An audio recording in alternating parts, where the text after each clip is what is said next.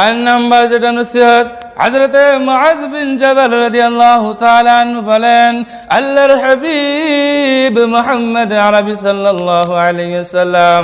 আমাকে চার নাম্বার নসিহত করেছিলেন, লা তাতরুকান্না সালাতাম মুতাআম্মিদান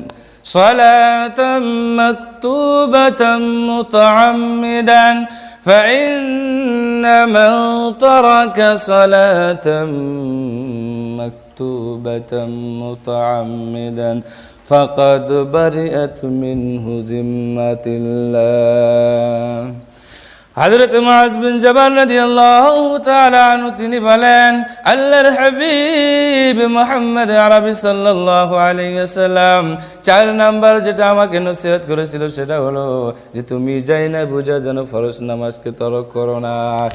তুমি যাই না বুঝা যেন ফরজ